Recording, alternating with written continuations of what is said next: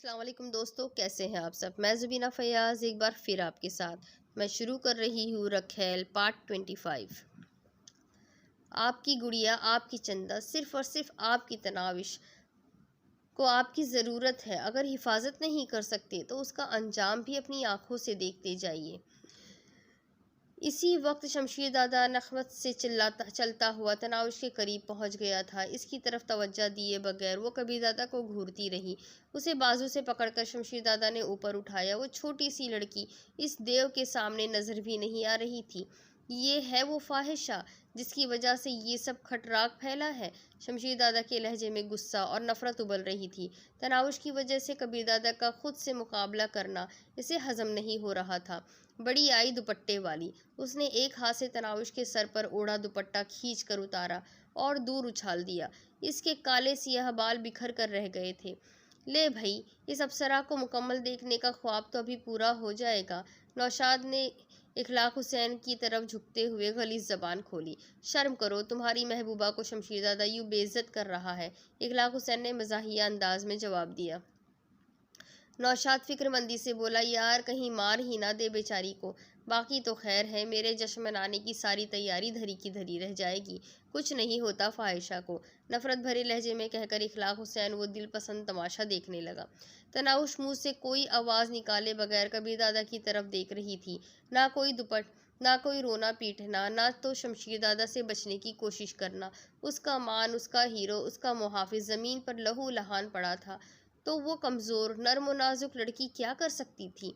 और फिर कबीरदादा के जिस्म के अंदर एक अनजानी कुव्वत ने सर उभारा। एक ऐसी कुव्वत जिसका ताल्लुक जिस्मानी ताकत से होता है। ये जान बचाने की जबलत से भी कोई और आगे की चीज़ थी। छाती के सामने बाजू टेकते हुए वो लरजते हुए उठा, मगर जब खड़ा हुआ तो उसके जिस्म में लर्जिश ख़त्म हो गई थी। शमशीर दादा का हाथ तनाउश के गिरेबान की तरफ बढ़ रहा था जब उसने ज़ोरदार आवाज़ में पुकारा, शमशीर अली, लड़ाई ख़त्म नहीं हुई। शमशीर दादा को हैरत का झटका लगा था। ज़िंदगी में पहली बार कबीर दादा ने इस अंदाज में आवाज़ दी थी। तनाउश का बाजू छोड़कर वो गज़बनाक अंदाज में उसकी जानिब बढ़ा। करीब पहुंचते ही उसने दाएं हाथ की मुट्ठी बंद की और उसका हथौड़ा नुमा मुक्का पूरी कुव्वत से कबीर दादा के चेहरे की तरफ बढ़ा। मुक्के और चेहरे का इत्तिसाल हो जाता तो शायद कबीर दादा का चेहरा पहचान के काबिल ही ना रहता, लेकिन कबीर दादा ने बिजली की सी सरत से अपना चेहरा चंद इंच एक जानिब हटाया और फिर इससे पहले कि शमशीर दादा का हाथ वापस लौटता, उसने अपने दोनों हाथों से इसकी कलाई पकड़कर हाथ को पीछे हटने से रोक दिया। ऐसा करते हुए कबीर दादा ज़रा सा लड़खड़ाया भी था, लेकिन फिर अपने कदम ज़मीन पर जमाते हुए उसने बाएं से शमशीर दादा की कलाई थामते हुए दाएं हाथ की हथेली पूरी कुव्वत से शमशीर दादा की कोहनी के जोड़ के नीचे रसीद की। ये उसका पसंदीदा दाव था। कटाक की आवाज़ के साथ शमशीर दादा की कोहनी का जोड़ टूट गया था। उसके होठों से तेज कर्राह खारिज हुई और वो तकलीफ की शिद्दत से दोहरा हो गया था। कबीर दादा की हरकत रुकी नहीं थी। इसका दाया हाथ छोड़कर बाया हाथ पकड़ते हुए कबीर दादा ने चक्कर काटते हुए उसका बाजू मरोड़ा और उछल कर अपने दोनों पाँव इसकी पीठ पर टेकते हुए उसने जोरदार झटके से शमशीर दादा का बाजू पीछे खींचा। इस तरह जोर लगाने की वजह से दोनों बाजुओं के साथ इसके पूरे जिस्म की ताकत भी शामिल हो गई थी। एक और कटाक की आवाज़ उभरी। इस मर्तबा शमशीर दादा अपनी चीख नहीं रोक सका था। इसका जिस्म लरजना शुरू हो गया था। कबीर दादा इसके बाजू को खींचने की वजह से पीछे गिरा था और उठकर शमशीर दादा के सामने आया। शमशीर दादा घुटनों के बल बैठा था और उसका चेहरा तकलीफ की शिद्दत से मसक हो गया था। इसी वक्त पाशा की कार शहाब कसूरी की कोठी में दाखिल हुई। कार रोककर वो दरवाज़ा बंद किए बगैर भागता हुआ अंदर हॉल की तरफ बढ़ा। अंदर घुसते ही उसे कबीर दादा शमशीर दादा के सामने खड़ा नजर आया। इसके कदम आहिस्ता हुए और वो धीरे कदमों से इस तरफ बढ़ने लगा। कबीर दादा को सामने खड़े देखकर शमशीर दादा के चेहरे पर अजियत भरी हंसी नमूदार हुई। तुम जीत गए कबीर। कबीर दादा की आंखों में नमी उभरी। अगर सिर्फ मेरी जान का खतरा होता तो शायद ना जीतता दादा। तुमने ये दाव पहले तो कभी नहीं आजमाया बरखुरदार। शमशीर दादा का पुरअज़ियत लहजा तहसीन से भरा हुआ था। ये दाव दोस्ताना लड़ाई के लिए नहीं है दादा, ये सिर्फ दुश्मनों के खिलाफ इस्तेमाल हो सकता है। मुझे जिंदा छोड़ दोगे? शमशीरदादा ने पूछा। कबीरदादा आंखों में नमी लिए इसके करीब हुआ। दोनों हाथों से उसका चेहरा थाम कर इसके माथे पर बोसा दिया और इसकी पुश्त की जानिब घूमकर इसने शमशीरदादा के कान में सरगोशी की। काश मैं आपको जिंदा छोड़ सकता। आपने तनावुश का दुपट्टा उतारा है और याद है मैंने क्या कहा था कि इसके लिए मैं कम से कम अपनी जान दे सकता हूँ और ज़्यादा से ज़्यादा कि अपने उस्ताद की जान ले भी सकता हूँ। ये कहते ही उसने एक हाथ शमशीरदादा की थोड़ी के नीचे रखा और दूसरा हाथ सर पर रखकर दोनों हाथों को मुखालिफ जानिब झटका दिया। कटाक की आवाज़ उभरी और शमशीरदादा नीचे गिरकर तड़पने लगा। कबीरदादा सीधा हुआ और एकदम नकाहत इस पर हमलावर हुई और इसके कदम लड़खड़ा गए थे। उसी वक्त हक्का बक्का साकित खड़ी तनाउश के जिस्म में हरकत पैदा हुई। वो भाग कर कबीरदादा की तरफ बढ़ी। कबीरदादा ने घुटनों के बल बैठकर बाजू खोले और वो उसके बाजुओं में समा गई थी। मेरे अब्दुल कबीर, तनाउश के होठों से सिसकने के अंदाज में निकला। वो कबीरदादा के बाजुओं में झूल गई। इसके हवास ने साथ छोड़ दिया था। कबीरदादा में इतनी हिम्मत मखफूज थी कि उसे उठाकर सोफे की तरफ जा सकता। उसी वक्त इसके कानों में पाशा की आवाज़ गूंजी। दादा आप ठीक है? कबीरदादा इसकी तरफ मुतवज्जा हुआ। पाशा अपनी बहन को सोफे पर लिटा दो, ये बेहोश हो गई है। पाशा इसकी गोद से तनावुश को उठाकर सोफे की तरफ बढ़ गया। काशिफ राजपूत ने करीब पहुंचकर इसे सहारा दिया और सोफे पर जाकर बिठा दिया। तमाम गैंगस्टर्स के चेहरों पर हैरत जैसे सबत हो गई थी। वो तो कबीरदादा पर फातिहा पढ़ चुके थे और एकदम मरने वाला जिंदा हो गया था। मुबारक हो, रुखसाना ने फरहाना के कान में सरगोशी की। खाक मुबारक, फरहाना ने मुंह बनाया। इस कमीनी की ड्रामाबाजी देखी है? रुखसाना ने मुतबस्सुम होकर कहा। वो इसकी बीवी है यार, ज़्यादा अरसा नहीं रहेगी। फरहाना का लहजा एतमाद से पुर था। सारे करीब करीब आ जाए। कबीरदादा ने सोफे पर बैठते ही तमाम को पास बुलाया। तमाम कबीरदादा के दाएं बाएं पड़े सोफों पर आ बैठे। तुम दोनों खड़े हो जाओ। कबीरदादा ने नौशाद और इखलाक को इशारा किया जो अपने खुश्क होते होठों को बार बार तर कर रहे थे। थूक निगलते हुए दोनों खड़े हो गए थे। इसी वक्त तनाउश आंखें खोलते हुए उठ बैठी। सर पर दुपट्टा लपेटकर वो भागकर कबीरदादा के करीब पहुंची और बेबाकी से इसके साथ जुड़कर बैठ गई। कबीरदादा इसकी तरफ तवज्जो दिए बगैर इखलाक हुसैन और नौशाद की तरफ मुतवज्जा हुआ। मिस्टर इखलाक हुसैन शाह, अब ज़रा तफसील से तमाम वाक़े पर रोशनी डालें। वो कबीरदादा, मैं तो बस उसने हकला के कोई बहाना गढ़ना चाहा, मगर इसकी बदकिस्मती कि वो थोड़ी देर पहले खुद एतराफ़ कर चुका था। इसके तो वहमो गुमान में भी नहीं था कि कबीरदादा बच जाएगा। इनकी उम्मीदों के मरकज़ शमशीरदादा की लाश को शाहब कसूरी के आदमी उठाकर बाहर ले जा रहे थे। तनाउश ने मेज़ पर पड़े पानी की जग से अपने दुपट्टे का पल्लू गीला किया और कबीरदादा के माथे, गालों और कानों पर लगा खून साफ करने लगी। इसे ना तो वहाँ पर मौजूद औरतों से कोई शर्म महसूस हो रही थी, ना तो मर्दों से कोई पर्दा था। कबीरदादा ने अभी इसे रोकने टोकने की ज़रूरत महसूस नहीं की थी। वो जानता था कि वो जिस जज्बाती धचके से गुजरी थी, इसके बाद वो रिवायती शर्म व हया को भूल गई थी। इखलाक हुसैन, मुझे उगलवाने के कई तरीके मालूम हैं और यकीनन तुम मुझसे अच्छी तरह वाकिफ़ भी हो। गहरा सांस लेकर इखलाक हुसैन ने गैर होती हालत को संभाला और फिर फंसी फंसी आवाज़ में बोला, एसपी ज़मीर हुसैन को मैंने और नौशाद आफरी ने कत्ल कराया है और कत्ल का इल्ज़ाम आपके सर डाल दिया, जबकि हकीकत यह है कि इसमें आपका कोई हाथ नहीं है। कबीरदादा सर्द लहजे में बोला, फसीहुद्दीन के कत्ल की हकीकत भी उगलो। एसपी ज़मीर हुसैन ने मिसेस कबीरदादा को अगवा करा के फसीहुद्दीन की बेखबरी में इसकी कोठी में पहुंचाया और इससे ऐसे नशे का टीका लगाया जिससे वो बज़ाहिर होश में लगते हुए भी होश में नहीं थी। इस वजह से फसीहुद्दीन को भी ये मालूम ना हो सका कि लड़की अपनी मर्जी से आई है या किसी के अगवा करके वहाँ पहुँचाया गया है।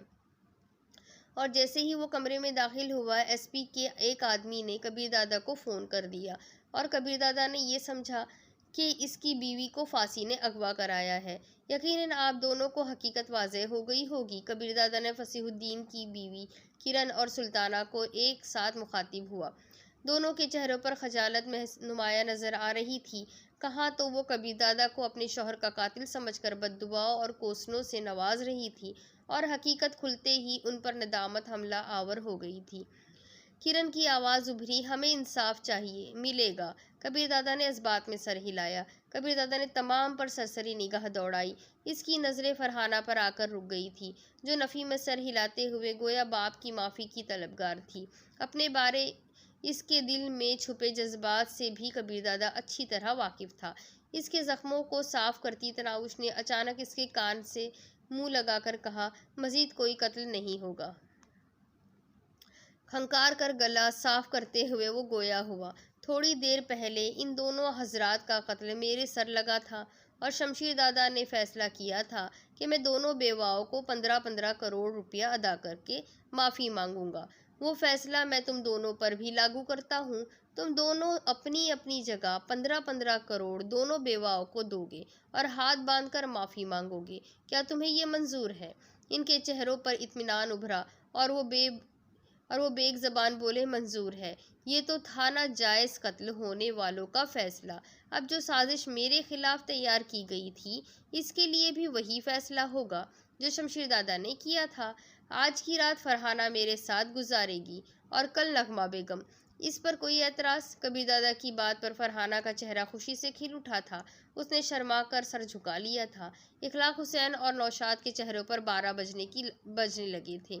इखलाक हुसैन हकलाया, हम माफ़ी चाहते हैं कबीर दादा, हमसे गलती हुई, कोई और सज़ा तजवीज़ करें। कबीर दादा जहरखन लहजे में बोला, जब ये सज़ा शमशीर दादा ने मेरी बीवी के लिए तजवीज़ की थी, उस वक्त तो तुम खामोश बैठे रहे। कबीर दादा की बात पर दोनों ने सर झुका लिया। आप ऐसा कुछ नहीं करने वाले और उठे, अब आराम करें। तनाउश इस बात पर कहाँ राज़ी हो सकती थी।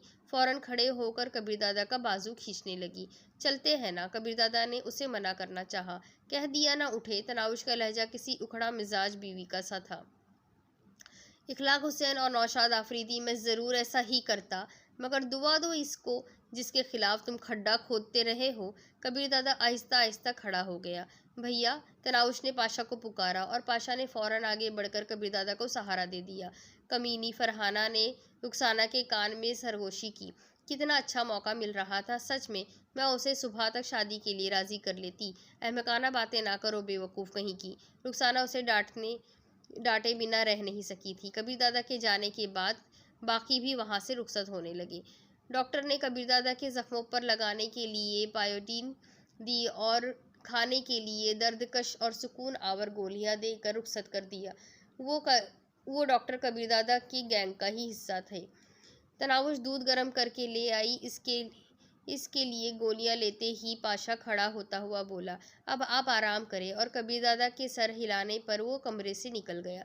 दूध का खाली ग्लास कबीर दादा के हाथों से लेकर इसने तिपाई पर रखा और सर के नीचे 2 तकिए रखकर उसे सहारा देकर लिटाने लगी।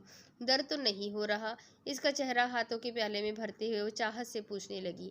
कबीर दादा मुतबस्सुम हुआ। अगर हो रहा हुआ हो तो तुम क्या करोगी? वो शौकी से बोली, फिर मैं तकिए के बजाय आपका सर अपनी गोद में रख लूँगी और दर्द खत्म हो जाएगा। जब ये चेहरा मेरी आंखों के सामने मुस्कुराता हुआ मौजूद हो ना, तो मुझे गर्दन कट जाने पर भी तकलीफ नहीं होगी। वो नाज से मुस्कुराई। झूठा? झूठा किसे कहा? कबीर दादा ने मसनूई गुस्सा जाहिर किया। वो इत्मीनान भरे लहजे में बोली, झूठे को। कबीर दादा चंद लम्हे इसके चेहरे को देखता रहा और फिर उसने दोनों बाजू खोले। वो फौरन इसके सीने पर सर रखकर लेट गई।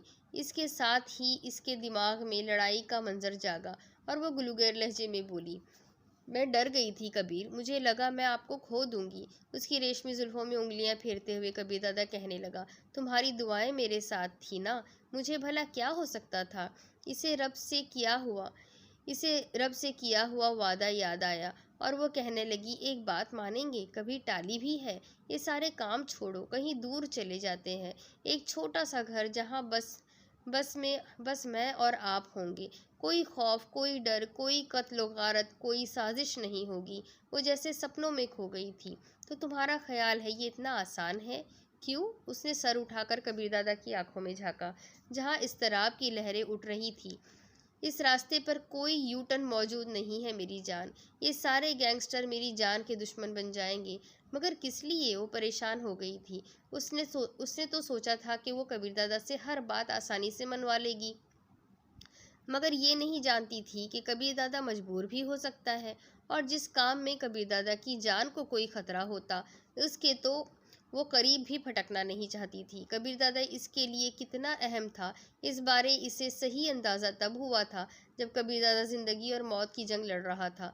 क्योंकि मैं तमाम के राज जानता हूँ, ज़ेरे ज़मीन दुनिया के काम के तरीक़े कार से मुकम्मल वाक़फ़ियत रखता हूँ, और मेरे अलहदा हो जाने की सूरत में उन्हें हमेशा ये ख़तरा रहेगा कि मैं कानून नाफिज करने वाले इदारों को मखबरी ना कर दूँ। मेरा वजूद इनके सर पर लटकती हुई नंगी तलवार की मानंद होगा। वो हर कीमत में मेरी जान लेना चाहेंगे, और यही इस दुनिया का उसूल है। यहाँ हर किसी को बड़ी आसानी से खुद आमदीद कहा जाता है। आने वाले के लिए कई दरवाजे खुले हैं, लेकिन वापसी का सिर्फ एक रास्ता है, और वो है मौत। तो आपको किसने कहा था गुंडा बनने को मेहनत मजदूरी करते, कोई सब्जी की रेड़ी ही लगा लेते? मुझे तो आपके साथ झोपड़ी में रहना भी कबूल था। पगली, तुम मुझे गैंगस्टर होने की वजह से तो मिली हो। ये कहते हुए वो शरारती अंदाज में हंसा। मजदूर होता तो तुमने मेरी जानिब देखना भी नहीं था, यूं भी अब तक कई बच्चों का बाप बन गया होता। मैं आपकी दूसरी बीवी बन जाती। वो हठधर्मी पर उतर आई। आपकी पहली बीवी की भी खिदमत करती, वो ज़रूर मुझे कबूल कर लेती। कबीर दादा ने कहा, मतलब मेरे लिए दूसरी शादी का दरवाज़ा खुला है? मैं अपनी जान ले लूँगी। रूहान सा होकर उसने कबीर दादा की छाती पर थप्पड़ मारा। कबीर दादा के चेहरे पर तकलीफ उभरती देख कर वो फ़ौरन इसकी छाती सहलाने लगी। सॉरी मेरी जान, सॉरी, मुझे याद नहीं रहा। कबीर दादा ने कहकहा लगाया, मजाक कर रहा था पगली, इन मुलायम हाथों से कभी चोट भी लग सकती है भला। उसने तराउश का हाथ पकड़कर होठों से लगा लिया। तो डराया क्यों? उसने मुंह बसोरा। और खबरदार, अगर दूसरी शादी का नाम लिया, सच में कुछ खाकर जान दे दूंगी, फिर रोते रहना। यार, हर वक्त धमकियां देना तो अच्छा नहीं होता। इसके अलावा आप सुधरते भी तो नहीं है ना। मुस्कुराते हुए वो उठी। अच्छा, मैं नमाज पढ़ लूँ?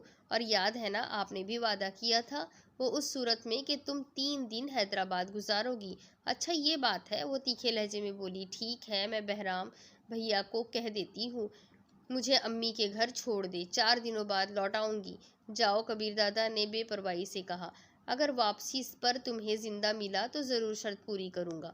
यूं मरने का जिक्र करके मुझे तकलीफ देते हुए मज़ा आता है शायद, नाराज़ी भरे लहजे में कहते हुए वो गुस्ल खाने में घुस गई। कबीर दादा की ख्वाबगाह से निकलकर पाशा पार्किंग की तरफ बढ़ा। अपने मुहाफिजों को उसने कॉल करके तैयार होने का बता दिया था। मुलाजमों के क्वार्टर के सामने उसे बाकर और रुखसार परेशान बैठे नजर आए। पाशा को देखते ही वो इसकी तरफ बढ़े। रुखसार ने कहा, दादा, हम आपके पास ही आने वाले थे। क्यों, खैरियत? उसने हैरानी भरे लहजे में पूछा। दादा, हम बेखबरी में मार खा गए। उन्होंने पुलिस की वर्दियों में करीब आकर एकदम ही हमारे सरों पर राइफलें तान ली थी। चलो ठीक है, जो हुआ सो हुआ, अब परेशानी क्या है? कबीर दादा तो ये नहीं कहेंगे कि जो हुआ सो हुआ। उन्होंने तो रुखसत करते वक्त हमें होशियार रहने की खुसूसी ताकीद की थी, और अब यकीनन वो हमारी चमड़ी उधेड़ देंगे। प्लीज़ दादा, हमारी सिफारिश कर दे। दोनों की शक्लें रोने वाली हो गई थी। यार, अभी तो मैं जा रहा हूँ साहब कसूरी की कोठी में, वहाँ शमशीर दादा की लाश का कुछ बंदोबस्त करना होगा। मेरी वापसी तक कबीर दादा सो जाएंगे। अलबत्ता कल उनसे ज़रूर बात कर लूँगा। अगर इससे पहले उन्होंने हमें तलब कर लिया तो? बाकिर ने अंदेशा जाहिर किया। अचानक एक ख्याल आने पर पाशा मुस्कुराते हुए बोला, अच्छा, एक हल है। तुम्हें थोड़ी सी हिम्मत करना पड़ेगी। इसके बाद यकीन मानो, बाज पर्स तो छोड़ो, कबीर दादा इस वाक़ये का जिक्र भी तुम दोनों के सामने नहीं करेगा। आप हल बताइए दादा, हम हिम्मत में बहुत है।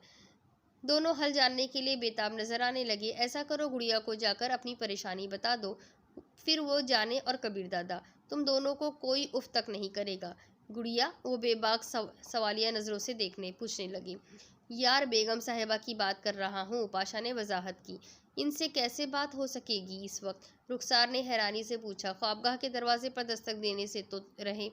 उसने इशा की नमाज अब तक नहीं पढ़ी, और अब वो नमाज ख्वाबगाह के साथ वाले कमरे में पड़ती है। शायद अब तक वज़ू करके निकल आई हो, या थोड़ी देर तक निकलेगी। बस तुम ड्राइंग रूम में उसका इंतज़ार करना। ये कहते ही पाशा ने आकार आगे बढ़ा दी।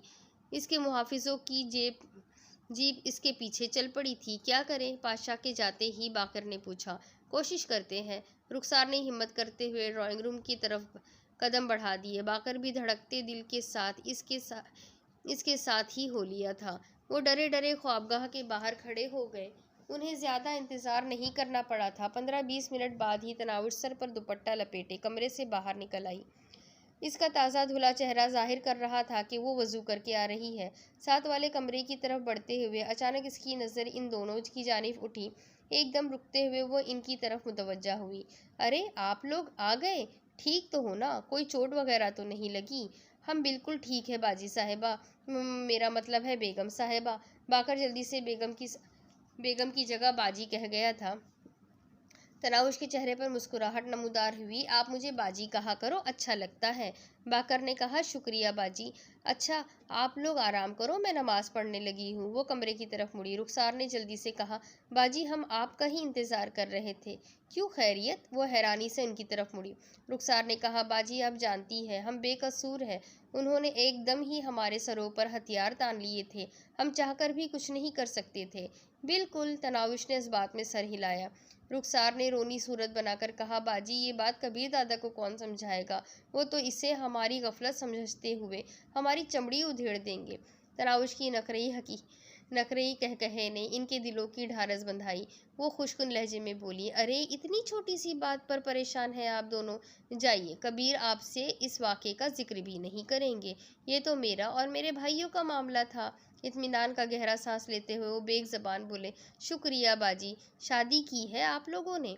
जी बाजी। उन्होंने इस बात में सर हिलाया। अच्छा ऐसा करो, अजीम के पास चले जाओ और उसे मेरी तरफ से कहो कि आप दोनों को 20-20 हज़ार रुपये दे दे। इन पैसों से आप दोनों ने अपनी बेगमात को शॉपिंग कराना है। जी बाजी, शुक्रिया बाजी। वो खुशी से खिल उठे थे। तनाउश मुस्कुराती हुई कमरे में दाखिल हो गई। वो दोनों एक दूसरे के हाथ पर हाथ मारते हुए अपनी रिहाइशगाह की तरफ बढ़ गए।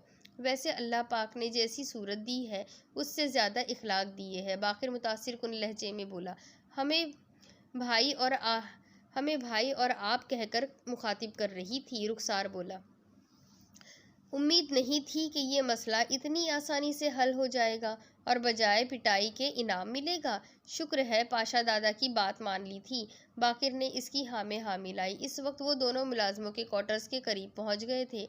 अजीम के कमरे में रोशनी जलते देखकर दरवाज़ा खटखटाकर अंदर घुस गए। वो इस वक्त टीवी पर कोई इंग्लिश फिल्म देख रहा था। आइए जनाब। उन्हें देखते ही वो तंजिया लहजे में बोला, सुना है काफ़ी कारनामे सर अंजाम दिए हैं तुम दोनों ने, इसमें शक ही क्या है अजीम साहब? बाकर ने फखरिया अंदाज में सीना चौड़ा किया। ये तो सुबह कबीर दादा बताएंगे कि इस कारनामे पर कितना इनाम देना बनता है। रुखसार ने कहा, कबीर दादा का तो कुछ नहीं कह सकते। अलबत्ता बाजी ने बता दिया कि आपसे 20-20 हज़ार रुपये ले लें। बाजी कौन? बाजी और कोई बाजी मेरा कैसे बता सकती है? अजीम हैरान रह गया था। बाकर ने जवाब दिया, बाजी है मिसिस कबीर दादा, और अब आपने तस्दीक करना है तो जाइए कर ले। हम अभी उनसे मिलकर आ रहे हैं। सच कह रहे हो? अजीम अब तक हैरान था। रुखसार ने पूछा, क्या ऐसा झूठ हम बोल सकते हैं?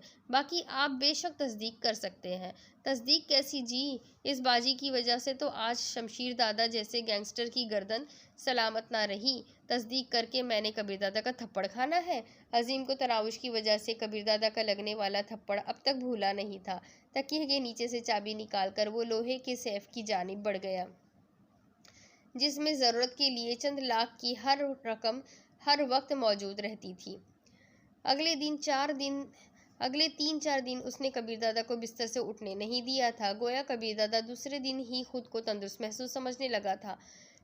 यूँ भी मार कुटाई इसके लिए नई बात नहीं थी, मगर तनाउश का हुक्म टालना भी इसके बस से बाहर था।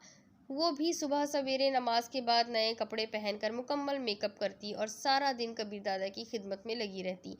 ऐसी तीमारदार के होते हुए किस कमबख्त का दिल बिस्तर छोड़ने को करता।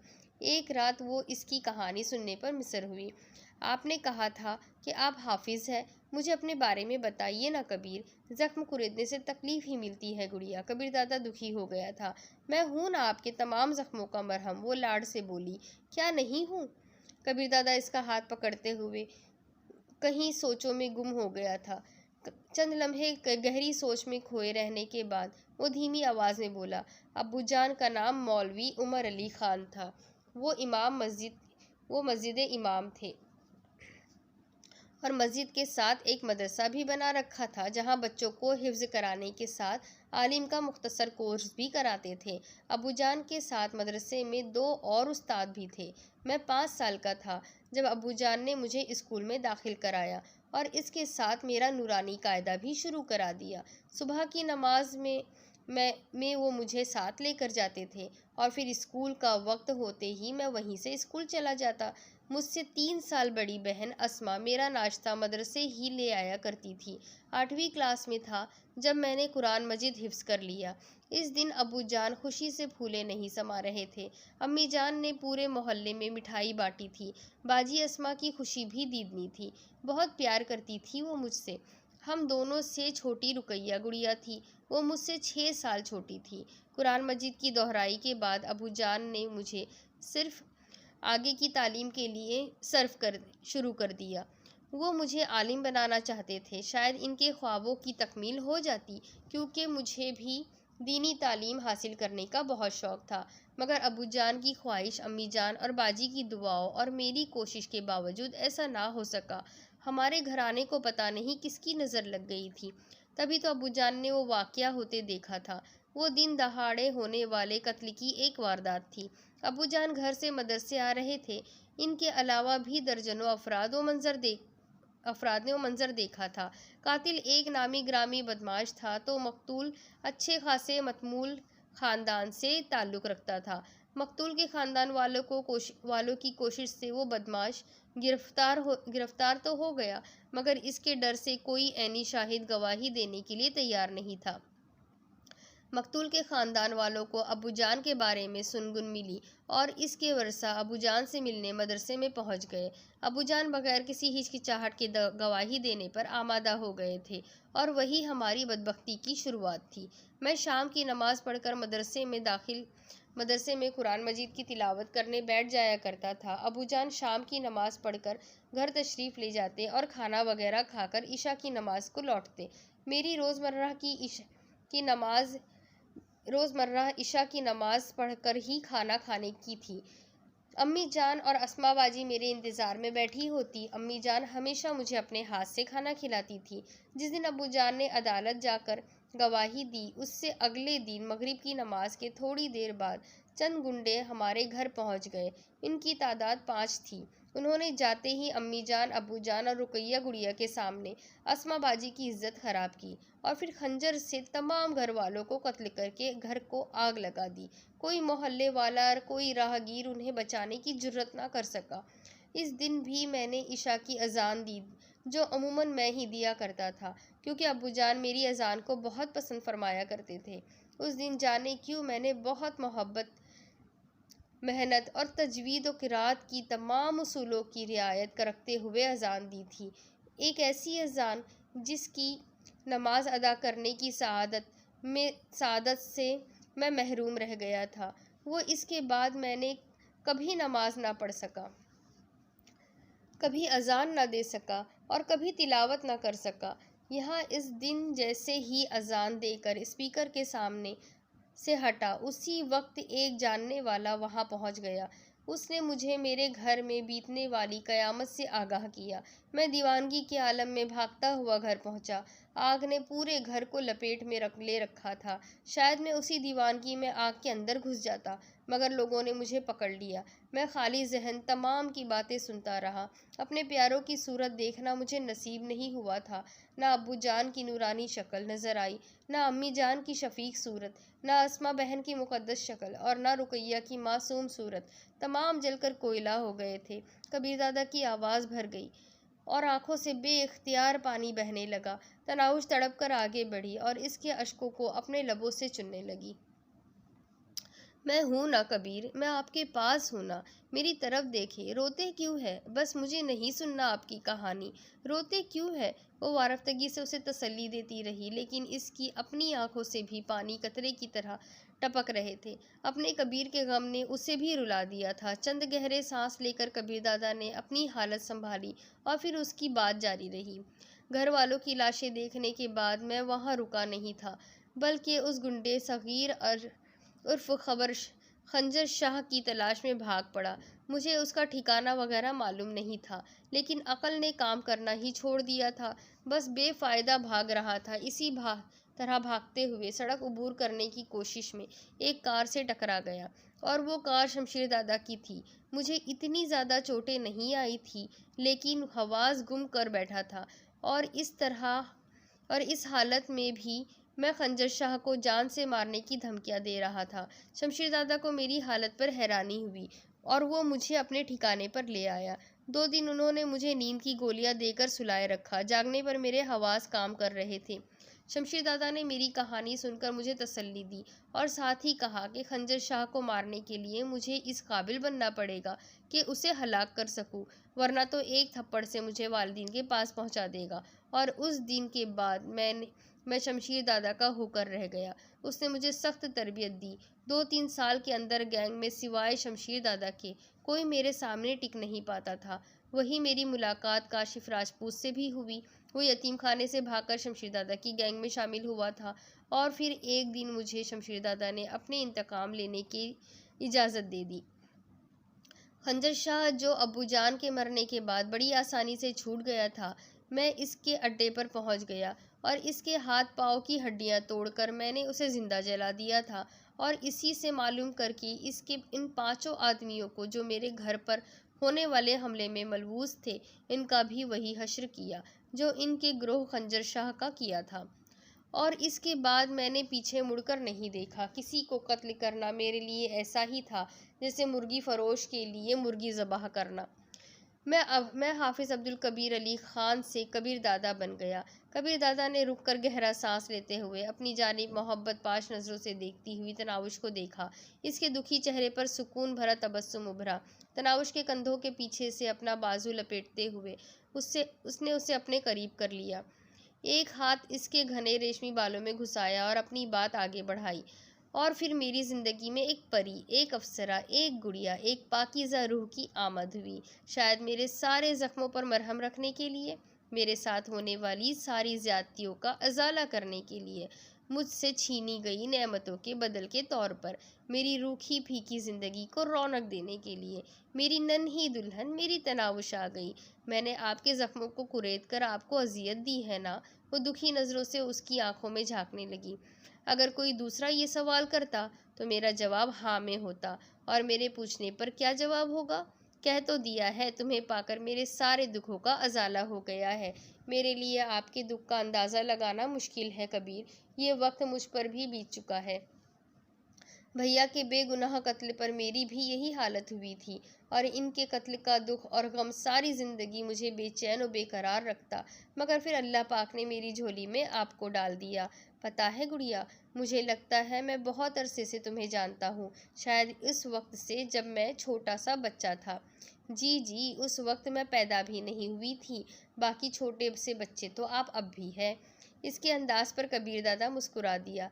एक बात मानेंगे? उसने मुतलज्जी नज़रों से उसे घूरा।